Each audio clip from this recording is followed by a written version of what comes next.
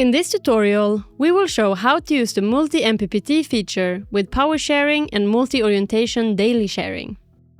The Multi-MPPT technology enables a solar inverter to independently track the maximum power point for each string or group of multiple strings in parallel, meaning that each set of panels can function at its optimal power point, effectively maximizing energy production and reducing energy losses. Thus, in the case of, for instance, different length of strings or panels oriented differently on your site, the real Multi-MPPT allows the system to mitigate the impact by adjusting the operation of the affected string without affecting the others. To simulate such a feature, PVsyst will divide the inverter power and distribute it over the MPPT inputs according to two strategies, depending on the simulation scenario. That is, power sharing, applied when MPPTs have different installed PV capacities, such as varying string length or different number of strings per MPPT input, and multi-orientation daily sharing in case of strings in different orientations. By default, PVsyst assumes that an inverter with two MPPT inputs behaves as two identical inverters of half the power. That is, each MPPT input will have a nominal power of half the power of the full inverter,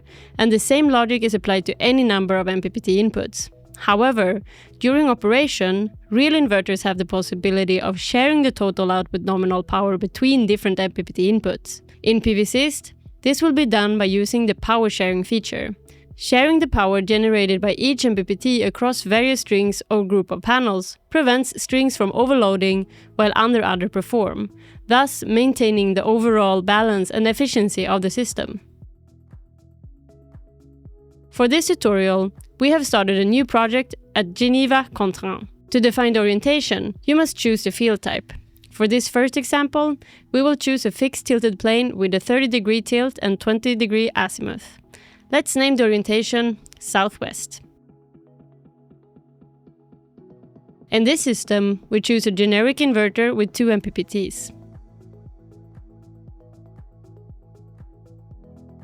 In the first subarray, we define 17 modules in series and one string. You should ensure that within each subarray, the number of strings is a multiple of the number of MPPT inputs. For example, avoid having a mix of one string and two strings on different MPPTs. This is because the power sharing of the PVsyst model acts between subarrays, not within a subarray. By copying the first subarray, we can simply adapt the number of modules and strings to two strings with 13 modules. Here we can see that the second MPPT is slightly undersized and we risk overload losses, whereas in the first subarray, for the first MPPT input, the inverter is slightly oversized.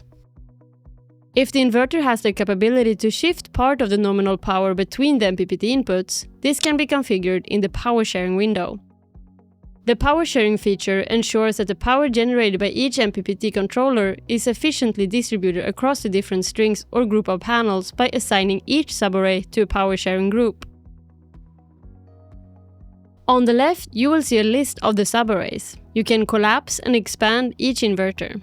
On the right of this window, you have the inverter configuration. By dragging a subarray from the list to this window, we can associate subarrays for the same inverter. A summary of the characteristics of the subarray will appear, including the number of MPPTs, the nominal power at a specific MPPT, the percentage of the total nominal power of the inverter, the installed PV power in the subarray, as well as the nominal power ratio in the subarray. Subarrays containing the same configuration will be able to share their power. If the number of MPPTs in a configuration is not a multiple of the number of inverter MPPT inputs, an error message will appear. By dragging the two subarrays to a configuration, we have defined a full inverter. The power sharing will be balanced automatically if the box auto equal PNOM is checked. You also have the option to manually balance and/or adjust the power allocated to each subarray if you uncheck this option. By clicking the weight icon, the PNOM ratio is balanced, and by clicking the rubber, it resets the PNOM ratio. We will use a balanced PNOM ratio by activating the auto equal PNOM option to avoid overload losses in the second subarray. The power sharing is well defined and the light is active.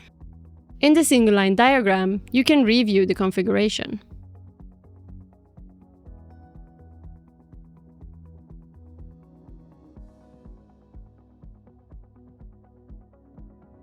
The second inverter in this example has 8 MPPT inputs and the system has 10 strings, where 5 strings have 20 modules in series and 5 strings have 22 modules in series.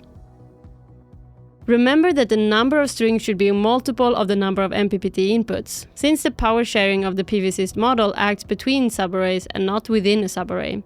If we assign 4 MPPTs to 5 strings, we will receive an orange error message highlighting this problem. In this case, we have to further precise the configuration by dividing the 5 strings into 2 subarrays of 3 and 2, assigning 3 MPPTs to the first subarray with 3 strings, and 1 MPPT to the second subarray for the remaining 2 strings.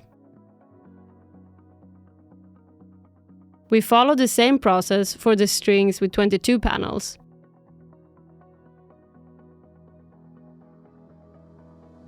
In the power sharing window, we will now see the second inverter, and we drag the new subarrays into this configuration, as in the previous example. If we have multiple inverters with the same configuration, the number of strings and MPPTs can be multiplied with the number of inverters and be assigned to the same configuration in the power sharing window.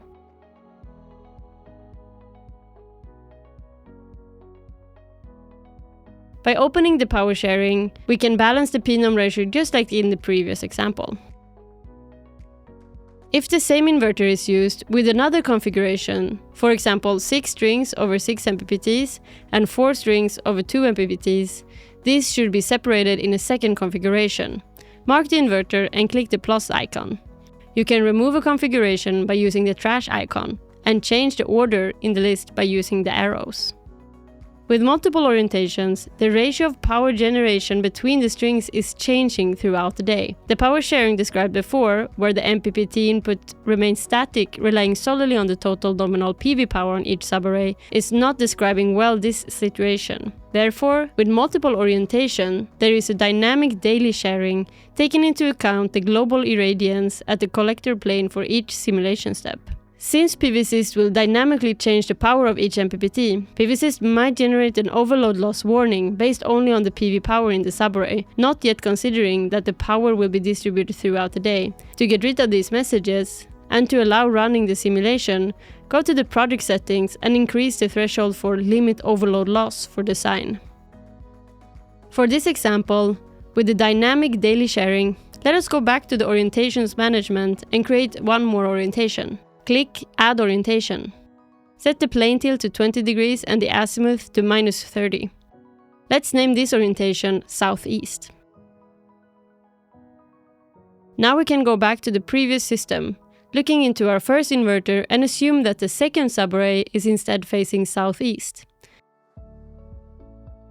In the second subarray, let's change the orientation in the drop-down list to the second orientation. By clicking on the power sharing button, we now see that we have a new option, the multi-orientation daily sharing. Choosing this option instead, we see a list of subarrays linked to this inverter, subarray 1 and 2, as well as how many MPPT inputs and their orientation. By activating the daily sharing, PVsyst will on an hourly time step estimate the power in each orientation based on the installed PV power and irradiance in the collector plane and distribute the power between the MPPT within the inverter.